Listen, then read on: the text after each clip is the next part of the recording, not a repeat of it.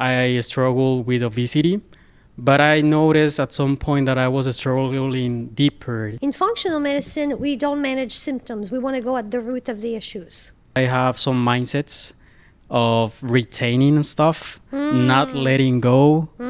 And those not letting go was also feelings and emotions that I didn't want to process. It's the spiritual that collapse into the mental, that collapse into the emotional, that collapse into the body last. You cannot eat or supplement or medicate your way out of toxic stress, period. And I think what happened to me is that I was performing for a lot of years, and the character and the alter ego that I created, it was like, I'm tired. You're almost 25. You need to let me go. This country served me so much more. It brought me so much more than I did in the way that I simplified my life. When someone sees, like, you don't have to say anything, they see the change in the weight loss, the glow of the skin, the way you're more calm. They want to know what you're doing. Yeah, because I believe I have my family in my DNA.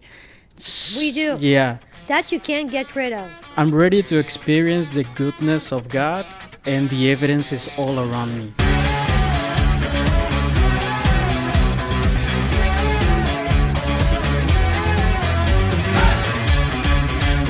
Welcome everybody to the Raw podcast. We're really happy to start in the 4th season of the podcast. This is the first episode, and I'm really honored to have Isabelle Gagnon. Isabelle, how are you?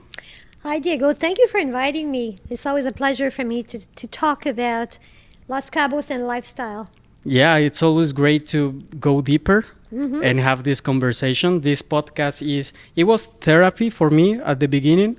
As I was talking outside the camera, I struggle with obesity, but I noticed at some point that I was struggling deeper. I was suffering with a lot of stress. My cortisol was like at the clouds.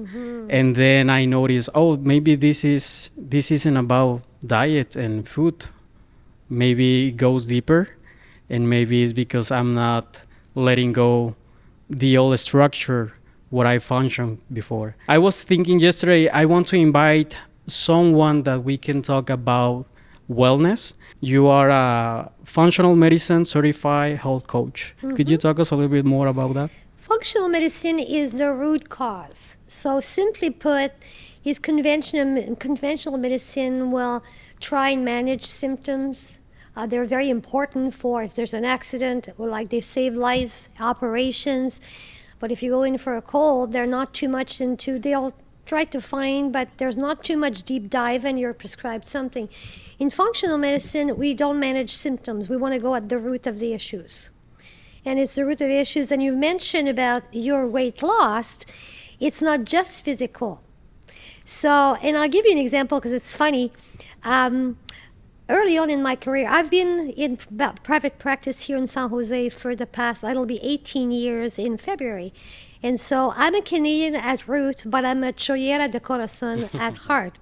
I've learned Spanish very early so I could serve the local population, not the expat, not the tourist, but the Mexican local. Wow. I really wanted to help and contribute. And along the way, 90% of my practice became local Mexican. So I'm very proud about that. But I had men that would come to me at gain weight and they say, Isabelle, I want to help, lose weight. And I said, what happened? He said, I got married. And so that was funny. And I said, well, it's not that you got married. It seems like you've lost yourself along the way. And they would look at me, oh, that's interesting. I said, yes, because what happened is, what did you do before you got married? Well, I used to go to the gym very early, and I used to do this and that and do some, in the weekend I would go up the mountain. But my new wife, she likes to cuddle in the morning early, and then she works a little later than me. And I want to make sure that she's happy. So I've stopped going early to the gym, which is my only time to go. And then slowly he gained weight, and then he doesn't feel good. And I always say, it's very important to know in any relationship, there's 3 entities, you, me, and the couple.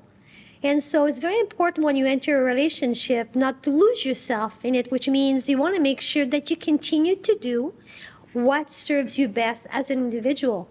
If not, if you start to gain weight and not be happy, it's not going to serve you or the relationship.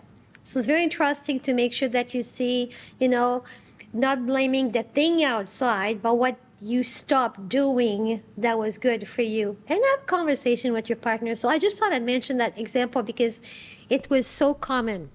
Yeah, like I remember I was going deeper and I was thinking, what is this thing that is, on the way of my weight loss, on my wellness as well? Because when you lost weight, you lost a lot of things also in your mentality. I noticed that I have some mindsets of retaining stuff, not letting go. And those not letting go was also feelings and emotions that I didn't want to process, filter, be in touch with them, honor them, and then say like, I welcome you to be in touch with me in this season. Something's gonna happen that's gonna filter those emotions to be okay. So if I understand correctly, you were bottling up all of that. Yeah. And then trying to numb yourself with some food and so on, because you can only bottle this up so much when it starts to fill to where there's a little cork there. If you're not having something to push it down or make some changes, it becomes painful. That's something that I describe people, the change journey. First of all, the symptoms appear in the body last, whether it's pain or weight gain. So I explain it as is. Someone comes to me with digestion issues, which is very common. And so I would say, okay, first step, because we don't guess, we test in functional medicine, we'll do some blood work. I'm going to help you with digestion to help heal the physical aspect. But I would like to suggest in the next couple of weeks or so that you reflect on, is there an area of your life that you can't digest? And they would go, what do you mean? I came here for a digestion issue. I said, well, just reflect on that. And inadvertently, they would come back 2 to 3 weeks after and they go, Isabelle, to tell you the truth, I've been holding on to that job or that partner for a long time. And so what happened is it's the spiritual that collapsed into the mental, that collapsed into the emotional, that collapsed into the body last. When the symptoms appear, whether it's pain or weight gain, it comes from there. So while we can deal with the physical, you need to go upstream. And that's a very difficult conversation. Everybody's got a different journey. Yeah. You got to have self-compassion and be patient, but you cannot eat or supplement or medicate your way out of toxic stress, period. So I always tell people, you're going to heal a bit, but if you want optimal result, you need to deal with that emotional aspect, emotional, mental, or spiritual. There's no way around it, and there's no pills. Yeah, I remember going upstream for me was sitting on the floor. I never knew about meditation. I heard about meditation, but I never knew how to do it, And then because what happened to me, and I'm very vulnerable to share it, and I'm happy to share it, is that I was affected by a religion trauma. So I was A religion trauma? Trauma, Okay. yeah. My belief system at some point was collapsing. Okay. And I have to go deep Wow. in meditation and say like, okay, I know there's God and there's trauma in the dissonance between what I heard about him and what people is reflecting something different. I noticed that I was protecting myself, that the not losing weight was because I was overprotecting myself, that I was at some point I learned life and being vulnerable is not safe. I need to be protected. It's beautiful how you have actually intuitively, you've learned a lot for a young person, because I don't see this very often, that growth and the way you talk about the spiritual aspect. But what happened is going with him, I used to describe this, it's scary for a lot of people. It's like going to swim for the first time. And people that are scared of the sea, they're scared of seeing the tiburon, which means the shark. Shark. They go like this, So at first, when you learn to swim, you just put your head down and you go, boop. I'm not going to just look a little bit. And with time and good coaching and training, as you start to go down in the sea and see the beauty of the fish, you can't believe how much you had missed that whole gorgeous, spectacular world underneath. It's the same with us within. As you start first to wanting to go within, it's like, oh, I don't like what I see. I'm going to put a little lid on it, because I would like to suggest, and maybe tell me if you're right, if it's right. When you start to look about the things that you really need to face, it's the change that you need to make that are scary. It's the impact of the change that you need to make that are scary. So as long as you're not ready to face the impact of what it will mean to change, you will keep a lid on it. And I like your word protection, because we want to make sure that I hear a lot, oh, I wish I would have changed before. No, we need a lot of self-compassion. Yeah. You know, we needed that protection for as long as we needed. It was survival. It was survival. Yep. Like, you know, we also talk about addiction, and not, there's a big change in the way we look at addiction. Of course, addiction needs to be changed and healed, but along the way, when you have an addiction, it's a protection. Mm-hmm. So it kind of we look at it a very different way now. It's a protection until such time as you're ready to let go. To let go. And also, there's let go, but there's also leaning in. So the difference between letting go of something, there's a habit that you know you have that is not good, but leaning into something that you know that you need to go through to heal, it takes a lot of courage, but the only way is through. That's what the expression that we have. Yeah, I always try to have self-compassion towards myself first. And I noticed that I was experiencing a lot of, how do you say, panic attacks? Uh-huh. A lot of panic attacks. Why? Because my belief system was collapsing right in front of my eyes. My old me that I noticed that I presented towards the world to try to please people and lose myself, as you said at the beginning in the example that you were talking about the couple. Sometimes I was losing myself in order to please the others. Of course. Which is my family, was a religion circle that I was involved. And then I was like, oh my God, this structure that was helping me do in life and this protection served me for a moment until it stopped serving me.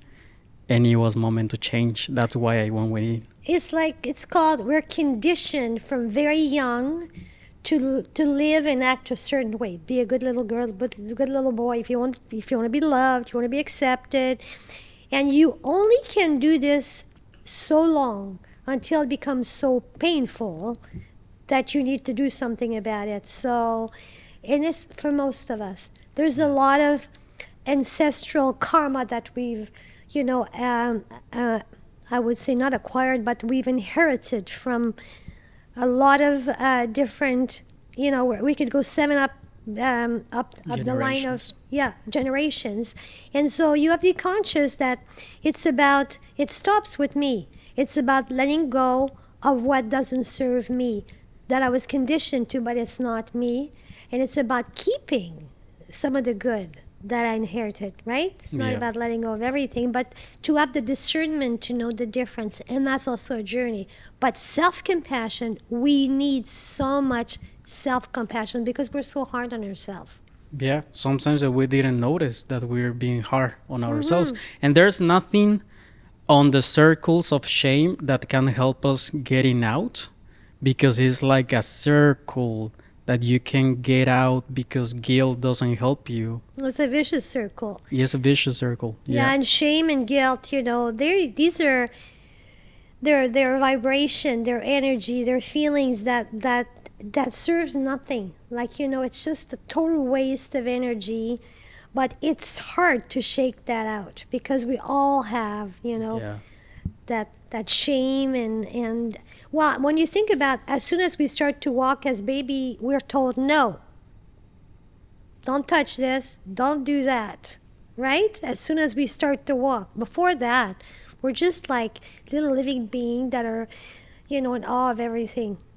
What I see is that when we're like very young, when we're little, we don't have any fear to present ourselves in a way super out in authenticity way until shames enter into the picture and we start to perform.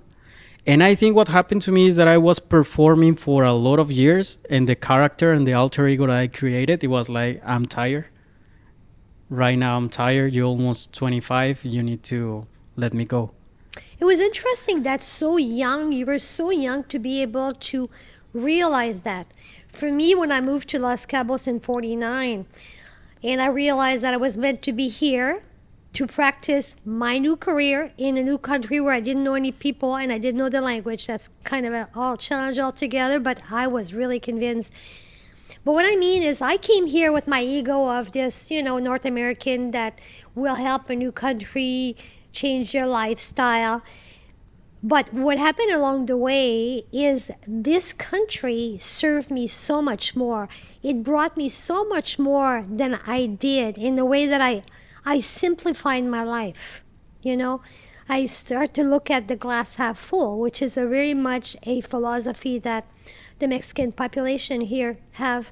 I went from the corporate world to flip-flops, and the hair up on the beach. This is like dressed up, but it's not my normal. Like I see my clients and we're all relaxed here. And less is more. Less is more in my house. I got rid of a lot of stuff. Less is more in my environment. I like nature. I like to be at the beach. Lifestyle here is so much easier because 12 months of the year we have the sea, the mountain, the bountiness of organic markets. We have everything. So it's very conducive to have a very healthy lifestyle that you don't need much, right? So for me, I got so much more than I think I brought, to this country. So that's been very rewarding for me. Because we're in touch with the nature. It's right in front of our eyes when we go to work. There's the ocean in there. Some of us get to work right next to in a super nice hotel with a great view. And this is what we have. We're super in touch with nature. And that's why I remember you. This podcast came out of the nowhere yesterday. I was thinking like, I want to talk about wellness. And then you came into my mind. And I remember this conversation that we'd had like years ago that I told you, I don't know why, but I like Canada. I go there very often from east to west. And I love the nature. There's something about the nature that I feel pulled towards, that I feel invited, that I feel surrounded, that evokes an answer from me every time that I'm in there of gratitude. And I really love it. And you told me, that's interesting. I don't know if you have on your family farmers or people that were in touch with nature. And I was amazed by that. And I was like, yeah, my grandparents were farmers. So that's the importance of being in touch with the nature. And that's what I like about Cabo, that we are super in touch with nature. Is a lifestyle that is different. And you come from Quebec, no?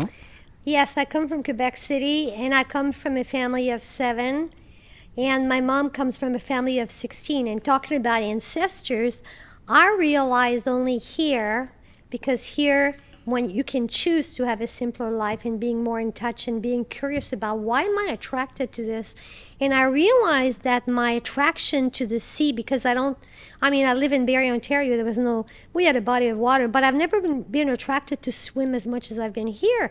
And I realized my mom comes from down east Quebec in Gaspé, in Bonaventure, where there's the sea. And I remember every summer we would go to the farm. She was raised, and 16 kids, they got everything from the farm, like gardens and animals, and they were very self-sufficient, even though they didn't have much. And my mom, when we were raised with no junk food. Well, it was just on one salary. My mom was very conscious about food. We have a little garden, so she reproduced what she had at home. smaller. So I realized my attraction here to the promotion of organic market, like from the garden to plate, going in to see because it's so healing, it decreases inflammation and so on. I realized that I really have a lot of my grandparents' genes on my mom's side. I'm actually going to do my genetic test in the next month or two. I do a lot of that genetic testing with my clients because I believe that my attraction to eat like that is also from a genetic standpoint. And I tell clients, think of, if you know your grandparents or your great-grandparents, think of how they lived, because it is whatever they ate, there's a big chances if you eat some of that stuff, it's going to serve you. It's ancestral eating is a thing. Wherever you come from, if for you bread was a thing or potato was a thing, you don't have any issue digestive that, because it really comes from all of your lineage of people that ate like this. Yes. So it's interesting to look and to think about that. In all my journey, now that we're talking about ancestors and our lineage, I get to know both of my sides of the family. I went really within and I start to ask questions about how was my grandparent. And I noticed that I have a lot of things of him. On which side of the family? Of my mom. Your mom's side. Of my mom's side. And then let's talk a little bit about this journey when we're when we take responsibility in our lineage to step forward and say, with me, there's a lot of things that's gonna change. Being the black sheep. What is your experience with that when you start this healthy lifestyle? Do you struggle with opposition? Do you mean from my family, for example? Yes.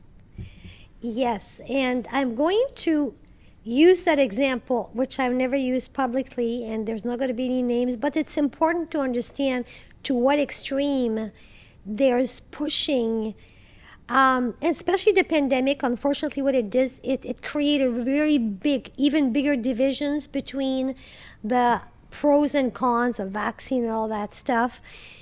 So what happens is there's two camps that were formed that are still very present there. And in my family, I have someone that took exception that I was talking about whether you choose vaccine or not. It's your personal opinion. It's your personal decision. The vaccine, the objective is to potentially reduce symptoms, but it's not boosting your immunity. And what was not talked enough about, like not talked at all during the pandemic, is how we need to eat, sleep, live to boost your immunity as protective. Yeah. Because the vaccine is just a one thing. It's not going to help you be healthier. And I had someone in my family that totally closed the door to me for quite a while because I appeared to be like a witch or someone that was a little bit crazy, which happened to me along the way when I started to talk this way. And I was okay with that. It's kind of okay to be a witch, a good witch, Yeah. or Mary Poppin. I like the idea of Mary Poppin. But along the way, it doesn't matter for me who believes in that or not. And that's something that I'd like to tell people is it's not about preaching. It's really about sharing. Whoever is okay with this train of thought or embracing this as a change, that's fine. And if they're not ready, that's okay. We have to let go. Because the one thing that I have suffered a lot, and I'm sure a lot of your auditors have, is that judgment. Yeah. That judgment. Nobody, is in charge of this world. There's some power somewhere to be. And so it's really about staying in your lane and in your light and sharing what you believe is serving, and then letting go of trying to convince other people. It's really about sharing, and you either want to embrace that or kind of take a little bit and leave whatever doesn't, stick with you, and that's okay, right? Yeah. I remember the pandemic was a catalyst for myself I also have family that weren't like in approval of the decisions that I was taking. And even now that I lost many kilos, because that was my journey, I was like, I don't want the quick solution. I want to prepare myself in case that there's more situations like this coming. I want to be prepared. I want to be in my best shape, spiritually, mentally, and in my body. That's amazing. And yeah, and it was a catalyst. It was a catalyst that deploy all this awakening. That I remember I had to go back to live with my parents. We were actually in Canada during the same day that they declared the pandemic. We were heading the airport. Without fear, I was like, let's go and let's see, let's be grounded, and let's try to enjoy it as much as we can. When we came back, we started to seeing things ahead in Canada that were going to happen in here, like the closure of all the restaurants and the cities. And then it helped me like a catalyst, because I remember one day I woke up and I heard, wake up. And I wake up and it feels like something came through me. And I start to seeing things, and I start to taking decisions, and I start to feel in this opposition of being the black sheep, to try to do things differently, because I was seeing something different ahead. Can I ask you if you, because I've started to use the word pebbles.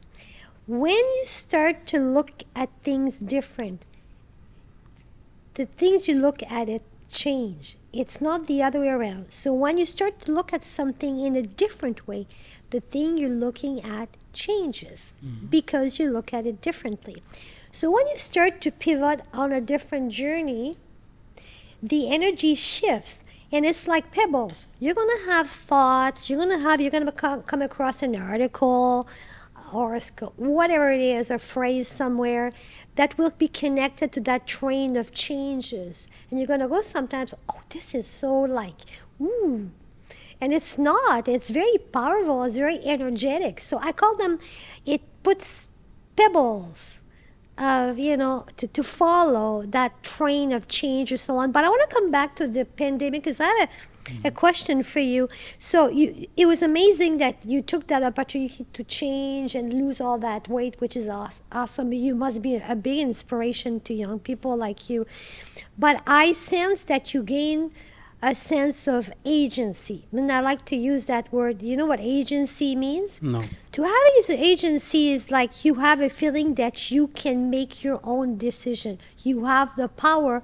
You know you have the power to make your own decisions independent of anybody's opinion for your best good. It's called having agency.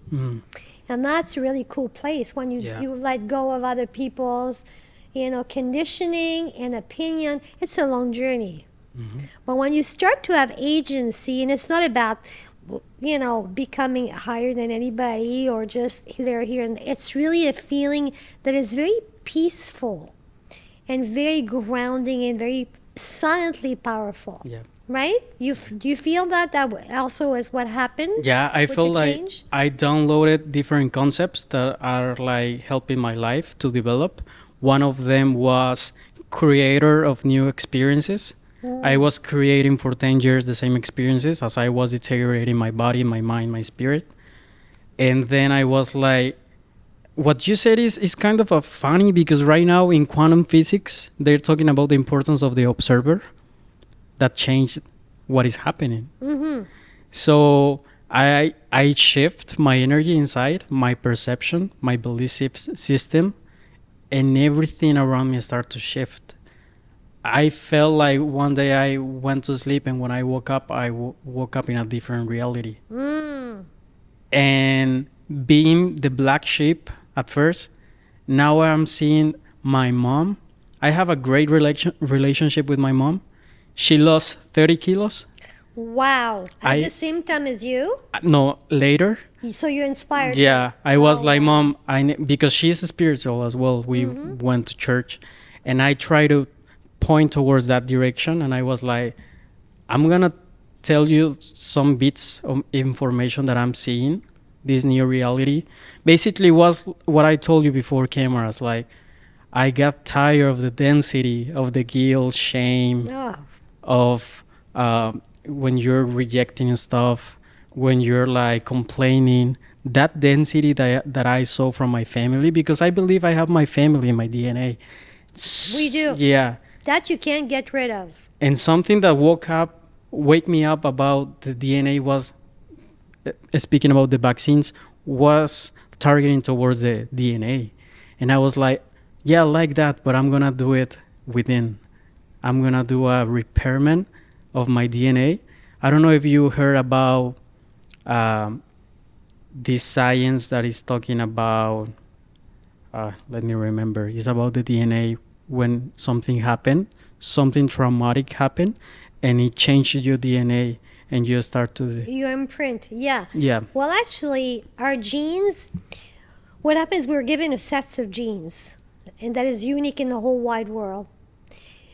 But when the expression, we're only like 20 or 40% of our genes, what that means is like our genes don't change, but the expression of our genes change. So what the air we breathe, the food we're eating, at every single second, our decisions about the food or whatever has an impact on the expression of our genes.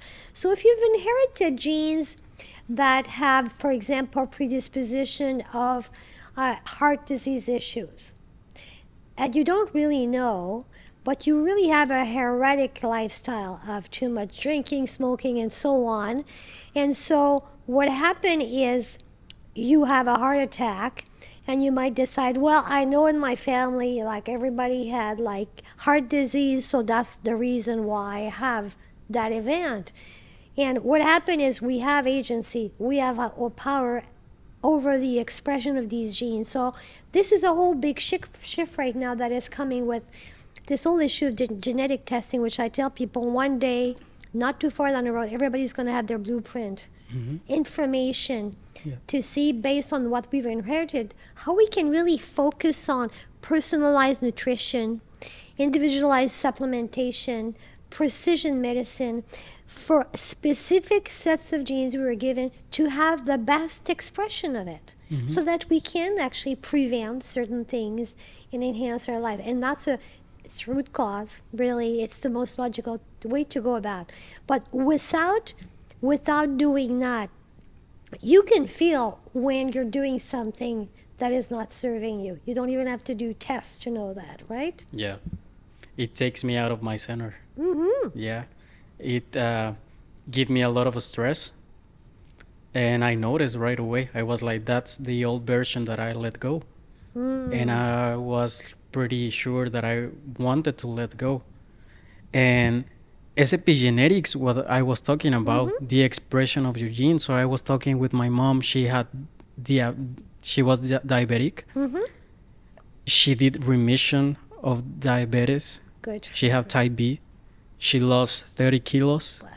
And basically, I download like a model, like get to know yourself. I know what I struggled. And I was like, Mom, I'm going to start to tell you things that I'm seeing because my eyes were open. And I was like, Mom, we tend to people please. Mom, we tend to control others. Mom, and we're pretty alike. When I was in her womb, there's one lady that approached and she was like, this is your third, right? And she was like, yeah, you're going to have a great relationship with him. How cool. That just gave me goosebumps. Yeah, I have. And then I was like, she was the first because we're really alike. My entire family, it's beginning to change because you don't need to change the rest of the family. You just need to change you. And then there's like an explosion of shift that you change, like I believe our ancestors were waiting for. So I feel like we have this help, you know? Yes, actually, it's very interesting. You're a very wise soul. It's called, first of all, leading by example. It's the most powerful way to do is when someone sees, like, you don't have to say anything, they see the change in the weight loss, the glow of the skin, the way you're more calm. They want to know what you're doing. Yep. You don't have to start to announce anything, and that's the most powerful way because they see results they want to follow. This whole thing also with ancestral healing and so on, there's a very big shift and there's a very big call for generations today to know what they've inherited, to let go some of the trauma, some of the abuse and all of that. We have to be very conscious about the fact that it stops with me, so it's not passed on. And it's a stance we need to take. It's a conscious stance. And what happened is we are such an overwhelmed society. We have to first start by turning off the noise. The first place, they were asking me yesterday, how do you start making changes? First, you need to cut the noise. Because just flipping of the social media, it's like a revolving door.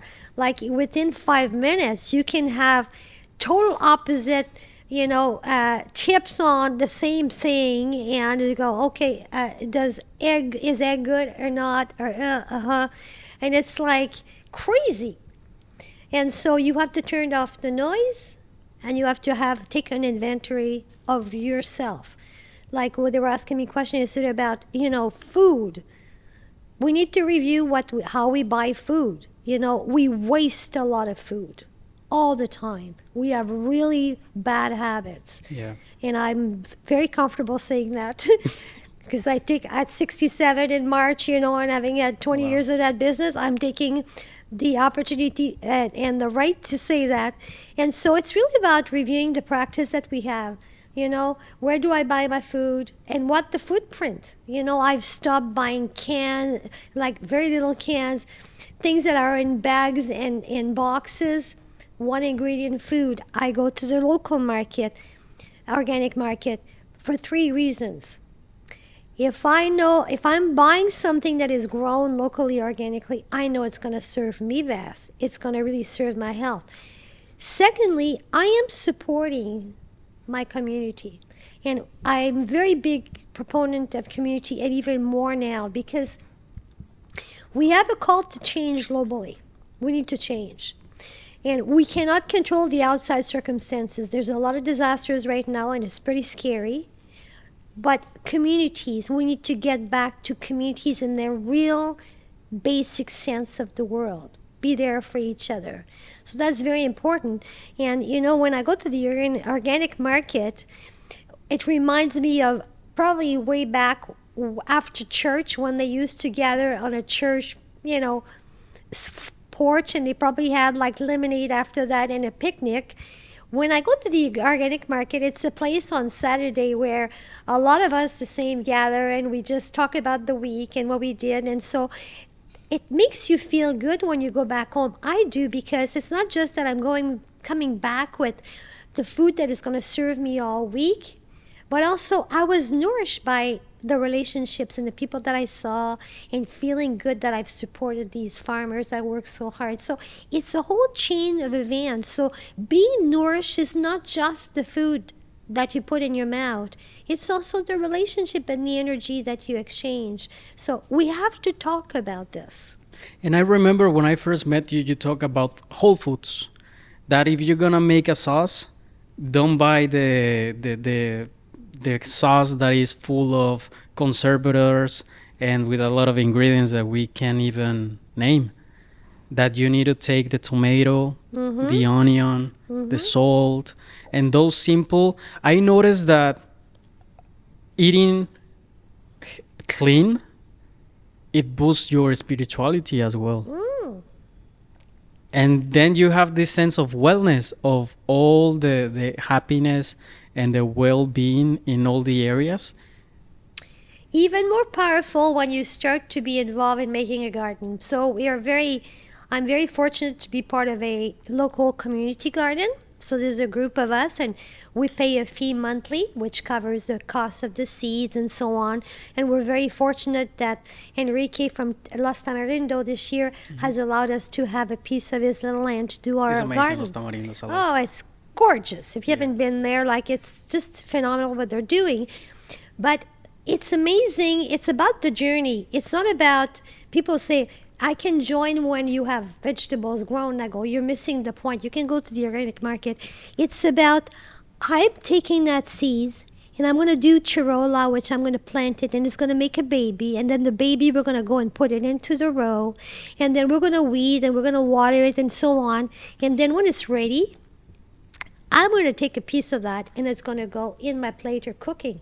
And so I'm involved from the seed, touching the seed, and there's a practitioner that has a philosophy that if you touch a seed or even put it in your mouth and put it in the ground, that plant is going to produce more than the nutrients that we know. It's going to have a little bit more extra that it knows that you specifically need for your own healing. That's how powerful it is. So I encourage people, especially for food security, even if you have just herbs, just start with potted herbs in your house if you don't have a place for a garden. But there's something very medicinal about growing something that you add to your own food, right? And it is actually a humble teaching, no? Oh, yes. Because you are, how do you say, you are preparing things that you're going to need for the future. And you are nurturing the seed with water, with patience. And yeah, it's amazing. That's what I noticed about my diet, what I was eating. And that also shift. But the importance to shift first upstream helped me a lot. And I learned about eating clean. I helped my mom, as I said, like, we need to start eating this. Keto helped me a lot. Mm-hmm. To eat protein, to eat good fats. But it was just for a moment because, of course, we cannot live like that strict for a long period of time. No. I just used it for at the beginning, and it boosted my new reality. And then you find your own best mix because we're all different. Mm-hmm.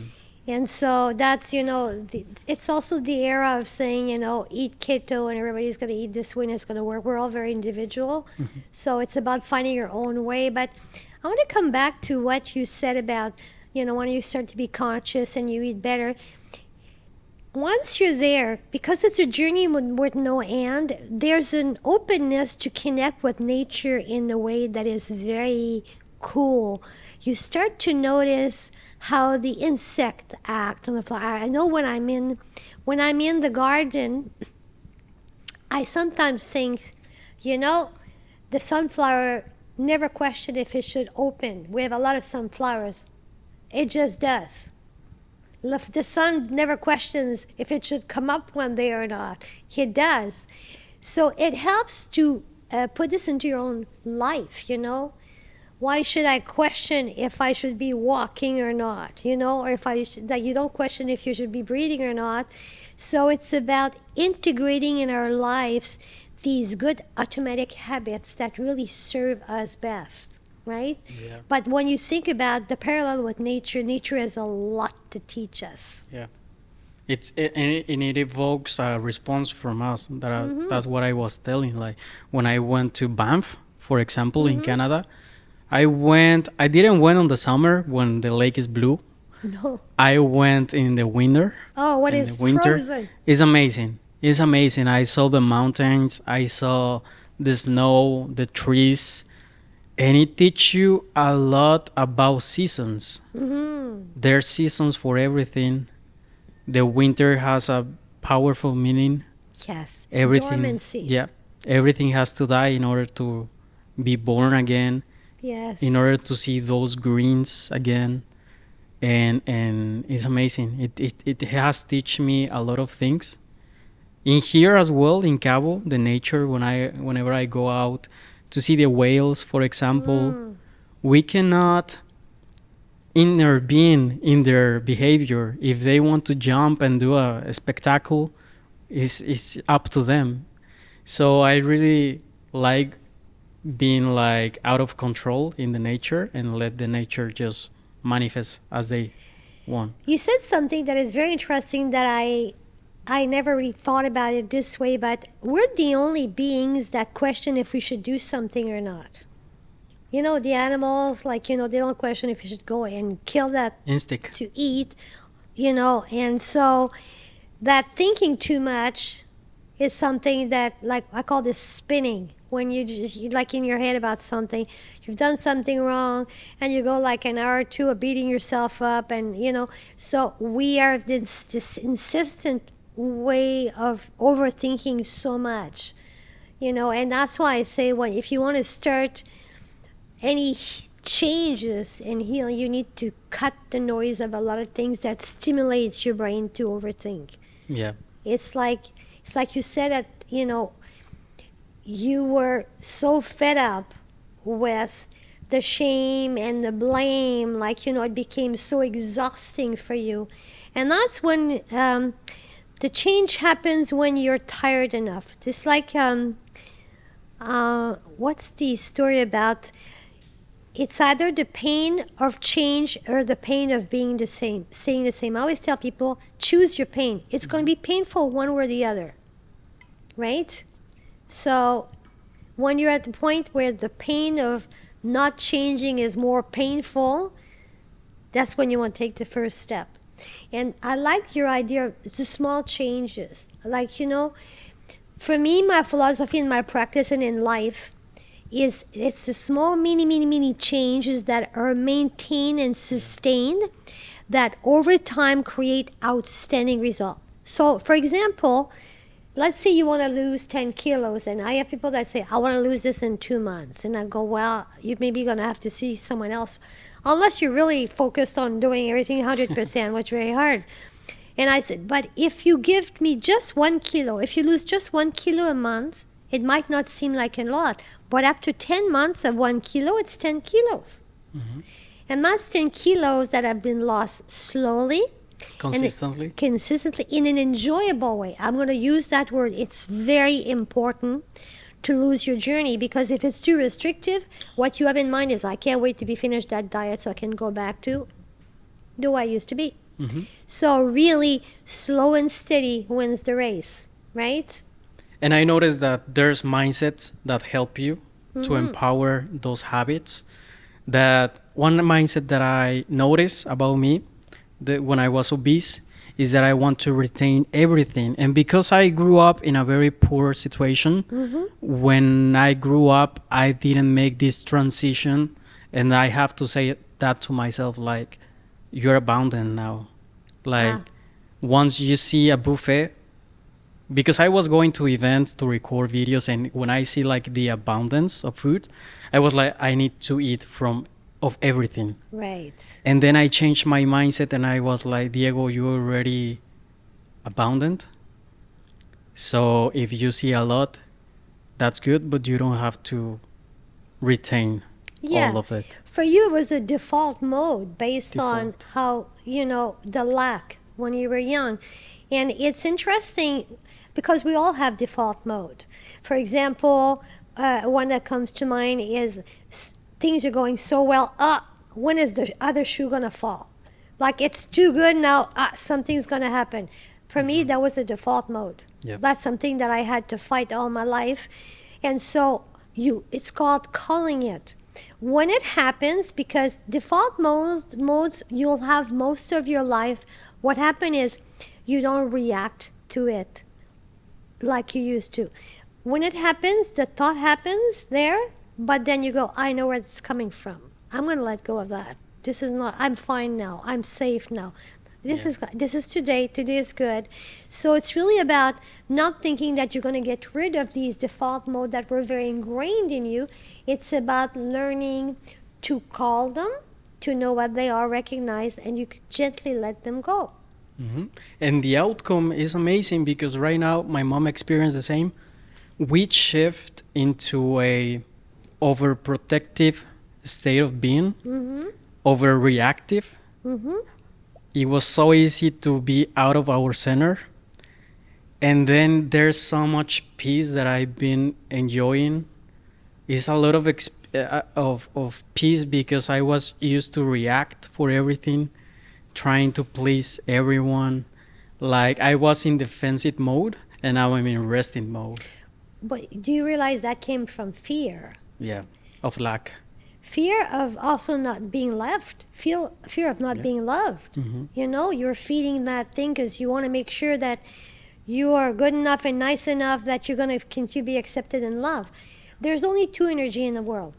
There's fear and love. And one doesn't exist, at the same time as the other. So when you realize that I'm safe here, there's nothing to fear, your heart opens. So that peace that you're talking about is because there's a presence of love in your heart, right? I allowed a lot of love, abundant love, to enter into my life that I was resisting. Mm-hmm. And yeah, like what you said, there's absolutely no fear in love. There's another state that I shift. And now we're noticed because there's an impact that we're doing in our environment. My mom as well has experience in the side of her family that she shift into defensive mode, into resting mode. Mm-hmm. And the rest of the family, I always talk with her like with compassion. I remember years ago I was like, there's a lot of judgment left in you that is gonna come out. Just enjoy it. She has experienced that she has left a lot of judgment that it was ruling her life. And now we're noticing like there's family that are still offensive. That's why they're getting a little tired because we're in rested mode and they're offensive. Yeah, and then there's a saying, whatever people think of you is none of your business. Have you ever heard of that? It's a great line. Yeah. So when someone comes to me like this, I said, it's none of your business in the loving way, which what it really means is that it doesn't matter. I mean, sometimes, of course, we feel hurt at times, especially depending on who it is. But when you come to a point where you realize that the most important opinion is the one you have of yourself, period. Yeah. So you will again have this default mode we talk about of you're gonna feel like you're hurt by someone's thoughts or say, but when you don't take it personally and you realize it's their own opinion of themselves looking at you, there's a lot of freedom that comes with that. It brings so much peace. Like it brings so much peace not have to worry about what people think of you. Mm-hmm. Right? And it brings a lot of compassion because whenever I hear, because I'm grounded, whenever I hear someone judge, I feel compassion towards them because I heard that they've been judgy towards themselves. Well, that you're very advanced because that doesn't happen very often. So good for you on that. It's a long journey to, a lot of people have been hurt in so many ways. Like, most of us have suffered different ways in our lives. So no one is better or worse than the other. Well, of course, there are some people that have been hurt so much more. But what I mean is, again, about this comparison and journey in your own life, even though you feel that my pain wasn't as bad as someone that was beaten up, for your own journey, it was very hard for you. So it's about letting go of thinking, oh, but I should be grateful because it wasn't as painful. It's about recognizing that it was painful. It's really important to feel that, right? And not pushing it down that, oh, I shouldn't be complaining because it's not that big. Again, it's really about everybody's their own healing journey. We are responsible of our own healing. Yeah. And reality. One meditation that helped me a lot that I want to mention, I don't know if you heard about it, but it's metta, love and kindness towards ourselves. Yes. It helped me a lot to be like compassion towards myself, loving towards myself, and being patient, because there's a mindset that your life has just changed. There's no rush. This is just gonna be increasing. I'll give you an example on that because that's what the example that comes to mind when you talk about that is I used to say I'm a professional klutz. I make messes. If I wear white, I have stains on. And I was scolded a lot by perfectionists. you're so clumsy. See what you've done. And I used to feel really bad. But I've now embraced that side of me. So whenever I do a mess, I laugh and I say to myself, you're so cute. Yeah. So that's a way to embrace, the fact that I am like that. I move fast. I'm not as bad as I used to, because I've learned about keep your eyes on the ball. So if you're taking a plate, follow the plate and don't go like this, because there's a chance it's going to fly. Because I'm very passionate, sometimes I do things fast, but I will always have this side of me. But the point is, I embrace that side of me. And I find it's about reframing in the way that you bring humor. Humor is very important. We don't laugh a lot. We don't do enough humor about, things that we do, little quirks that are actually very funny. We're too serious. Yeah. We take life so serious sometimes. We need to take life more easy. We need to lighten up. That's the expression. Lighten up. Yeah. Yes. What are some advices that you can give us in order to ground ourselves? Well, here we're very lucky, because I'm thinking the beach, the sea. We know that salted water from the sea, it decreases inflammation. It decreases high blood pressure. It's the best thing to exfoliate the skin. Have you ever noticed when you come out of the sea how much you have a certain glow? It doesn't mean having swam 2 kilometers. And the sand, just putting your feet in the sand, and consciously, or in the sea, and breathing in, it's just so grounding. We're always in our shoes, and we're all in our car, and we're disconnected from the ground. So here in Los Cabos, we have a lifestyle that is very conducive to have opportunities to ground everywhere, or going in the mountain, or the organic market, touching all of this food that just been picked. The smell of it and alone is it's just so amazing. So these are things. Now, when we talk about breath and meditation, I now tell people, I used to say, well, when clients said, I'm not into meditation, well, okay. But because we are so dysregulated from a nervous system, we live most of our time right now in the fight or flight mode, which is not supposed to be used. It's supposed to be activated only if you're run after by a lion. Yeah. Most of us don't realize that we live a lot of our life on the fight or flight. So if you live on that side, you can't digest and you can't rest on that side. The breath and meditation are now at the top of my list. And I tell clients, and you mentioned about the meditation that you started by being on the ground and go within. There's so many different variety of meditation, and you have to find what is good for you. For example, there's open eye meditations that you fix your eye on something far. And why would you do this one? People that tend to think too much, if you ask them to go within, they're going to activate their thought. And they say, it's very hard, I'm always thinking. These people, I tend to say, okay, start by doing an open eye meditation. And if I focus on this orange ball, or I used to do this in the sea, with we have balls that are at kilometers because we have swimmers. And I tried that for myself, and it really worked well, because you get to a point that, wow, it's like if you're feeling, not that you're feeling double, but it becomes so intense that there's less thoughts that come. So you have to find what works for you. The same with, I love certain guided meditation because I love the voice of the person, and I love what they say. For example, David G, who's I'm a big fan of David G's on Insight Timer and different platforms. He sounds like Barry White. He looks like Santa Claus. So that really works for me. Yeah. And what he says is so inspiring. And then there's things like Yoga Nidra, which are like meditation where they call different parts of your body, which makes you totally release and disconnect. And it's like a floating mode. And so it's really good to induce good sleep or a state of relaxation. It's like a deep sleep while being awake. So what I would say to people that are listening, there's no one shoe fit all.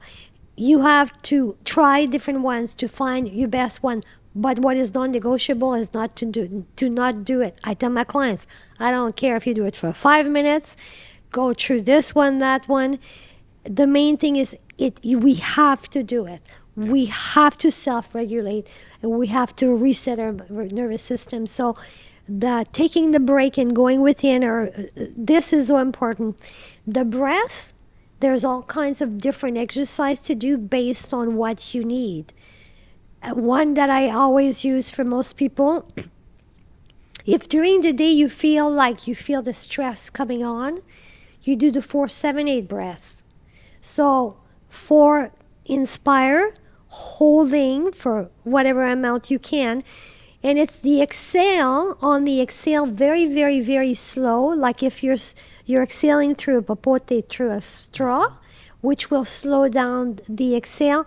That brings down the heart rate and the blood pressure automatically. It's like magic. So instead of reaching for a coffee to calm you down when you feel that, stop and do 2 to 3 breaths. Inhale, hold, and very, very slowly exhale. It's very important. You're going to feel your heart rate slow down, decrease. Yeah. It's like free, doesn't cost anything, and it's like wonderful. I have one friend that just reached me out on Messenger, and he was like, I feel this, I feel super stressed, I feel like I want to change my life and I want to do a lot of things. But it's good to know that in order to change our reality, we have to feel safe and calm. And our nervous system, I have to regulate it through meditation, because my cortisol was high, and meditation helped me a lot to regulate my cortisol, my stress, and bring me in a state of peace. And he was like, I cannot meditate because I don't know how to be still and quiet. And I was like, no, in order to be still and quiet, we have to meditate. When we first go through meditation, is because we don't know how to be still. It's something that we have to learn, to be into the unknown, because at first it feels like weird, like what am I doing? But I've experienced a lot of things that I didn't know was in meditation. Like, for example, feel my vibration. The first time that I went into deep meditation, I started to feel the vibration. I was like, oh my God, I feel like if I were using psychedelics. Yeah, because you feel yourself. Yeah. You feel yourself for the first time. That's pretty freaky at first. You go, oh my God, what is this? It's me feeling me. Remember when I said to you, you cannot eat or supplement or medicate your way out of toxic stress, which means when the cortisol is on all the time or most of the time, because of the fight and flight side you are on. If you're trying to digest on this side, it won't work. If you try to lose weight on this side, it won't work. If you try to sleep on this side, it won't work. So it's really about the consciousness that there's no choice. There's no pill. Well, there's pills. You can take that, but you're going to wake up in the morning with the same amount coming up. It's really about the consciousness of we have to do the work. We have to do the work. We have to do our work. For me, it's like these concepts that I feel I download and pulling towards my life. One of them, as I said, was creator of new experiences. The other was war is over, because I felt like internal war was over. That's why sometimes it starts with you, but you have the sense that is for a community. And something that I really like, the mindsets. For example, in the morning when I have my meditation for the intention of the day, I'm like, I'm ready to experience the goodness of God, and the evidence is all around me. And then What a beautiful quote. Yeah, and then I was like, the evidence is all around me, the synchronicities are all around me. I'm prepared to experience those. I'm prepared to look at them, like to be aware that they're all the way around me. I can understand why now you thought of me, but I thought it was because you saw that I did an interview on the radio yesterday. No, that's called synchronicity, and that's an example of what you're talking about. Yeah. So you were looking for someone to talk about wellness and lifestyle, and I came to mind because years ago, I did an we met, and like how many years ago was that? I mean, like 9 or 10. Yes, like a long time. I thought when you called me, like within hours of me having done that interview, that you had seen me and then you want to also interview me. And what you just said to me, no, at all. I just see this morning after having asked you yesterday that you had been interviewed. So again, it's like interesting that the synchronicity is about the connection of events because of the thoughts that we have, very clear thoughts about align with what we're going to do. That's a prime example. Most of my episodes, I start by saying welcome to the guest and tell him like I believe that you were meant to be today here. So yeah, that's you didn't say that today, but we were thinking it because we were building up this time to have more whys of that we were meant to be here today. Right. I was telling my team like this is funny. Like yesterday, I was looking the podcast. I was talking about this podcast that I have with an artist. She was my teacher before. We went for a direction like talking about artists and art, and we start to vibrating in synchronicity, building this consciousness about gratitude, and I was like, I want to experience that as well. That was when you came into my mind, and in the morning I was like, wow, it's synchronicities. Oh yes, no, that is really funny. That's an interesting experience. It's an interesting feeling when you start to realize that happens because you were consciously thinking about something. You can apply this in your life every day. Mm-hmm. This is like I was telling my sister, she's getting into a new profession, my baby sister, and she's going to be so good at it. And there's always fear of the unknown, and if you're going to be good enough when you are starting something very new, even though if you studied and you're ready. And I have had this line in my mind for my whole life that I've guided myself with. It's called Take the Step and the Bridge Will Be There. And it's the title of a book that I've never read, and I've known this line for 25 years. What it means is when you have the courage to take a step forward to something that it takes a lot of courage and bravery, the universe will support you. That's what means the bridge will be there. Yeah. You will be supported. When you take a good step that you know will serve, that you know is good for you, you're going to be supported. Whatever is going to pivot you in a way or the other. So it's very reassuring to know, okay, here we go. And I know that even if I fall, I am supported by the universe. And that's the mindset that I was talking about. Like, I feel in the last season, I have a new mindset that it was like, it doesn't matter if you commit any mistakes, you're being supported. So just move. Like, I was experience a lot of fear into move and making decisions. Like, I feel like the evidence is all around me that if I move, I've been supported, and there's fear that I left. And I really been enjoying life. I feel like I'm in my best life of my dreams that I ever desired. And you're so young to experience that. Like, you're so wise. I find that I'm learning a lot from the younger generation. I mean, in my generation, we have a lot of knowledge and wisdom to bring, but we have so much to learn from your generation that have been the positive side of the technology is that you are so much more advanced about knowledge and so many things that at your age I was like totally clueless. So it's interesting to see the change, Yeah. But it's important to learn from each other and encourage and support each other. Yeah. And I want to close talking about unity. I feel there's been a decree to unite. I've been experiencing this journey that I'm now enjoying. Mm-hmm.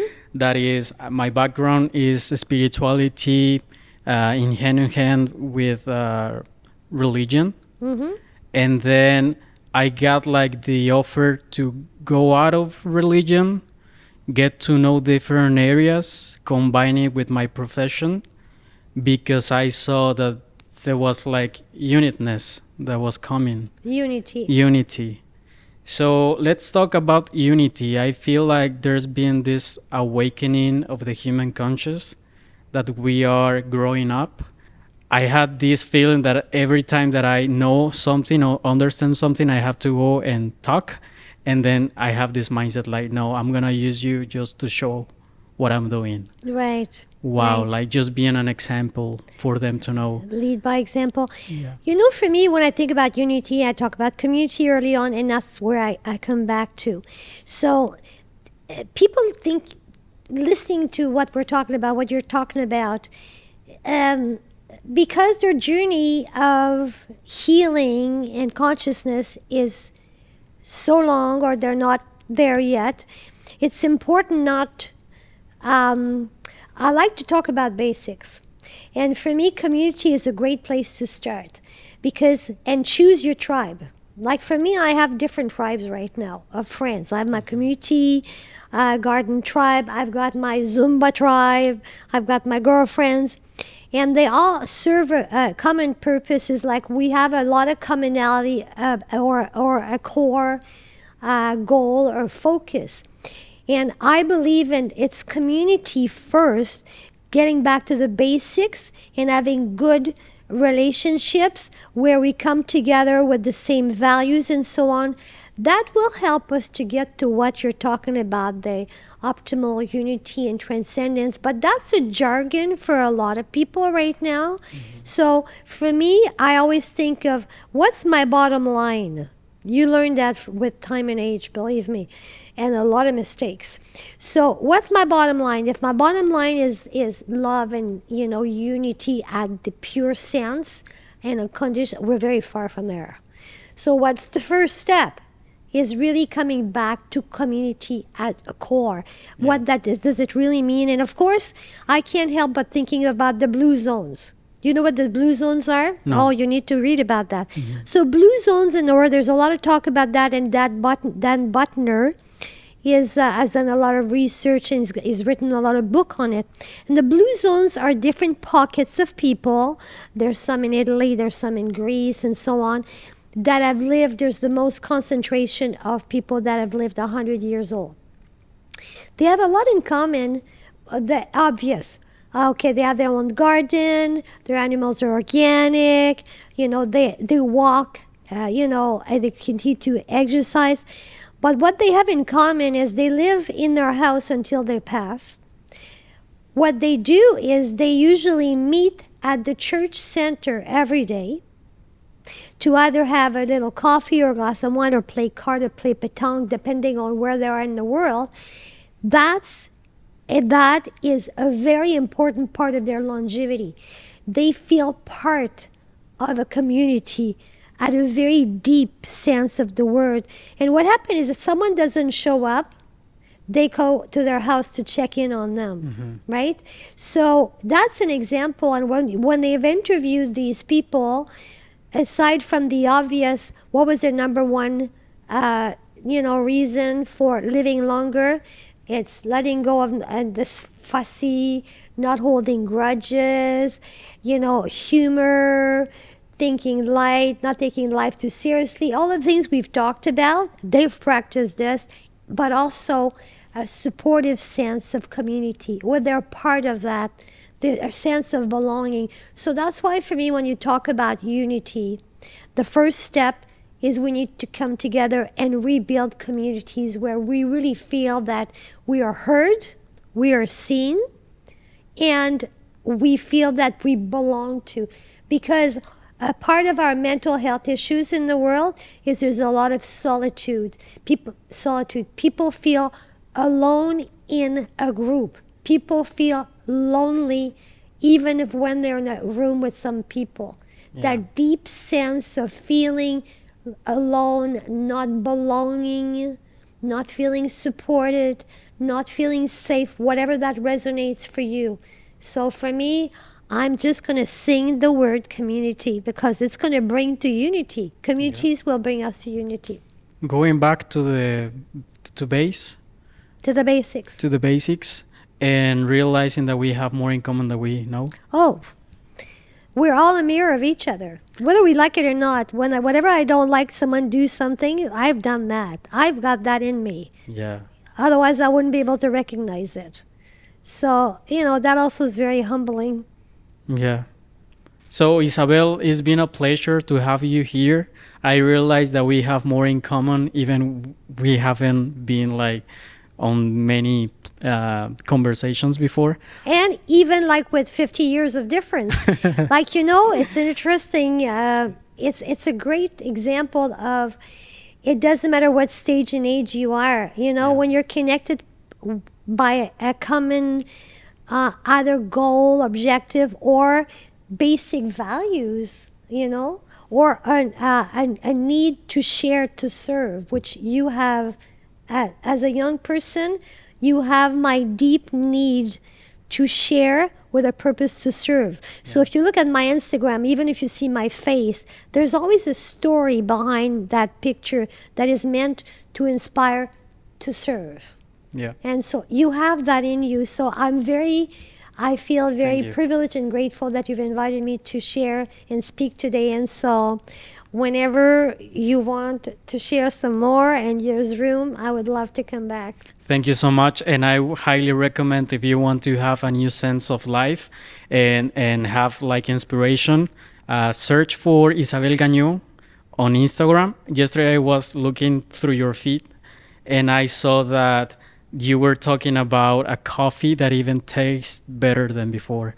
Yes. So if you want to get inspired and ask yourself, how can I redefine my life and start to enjoy again life, I highly recommend to look for Isabelle Gagnon. He has a great work in coaching for a better life, for being well. So Isabelle, thank you so much. It's been a pleasure to have you here. Gracias, Diego. Thank you very much for inviting me. Thank you so much. And I appreciate of your audience that I know that is watching this podcast that made it so far until this point. And if you want to talk about wellness and self-development, please reach me out, because I really like to open this space for more talks like this. Thank you so much. Wonderful. Thank you, Diego. Thank you.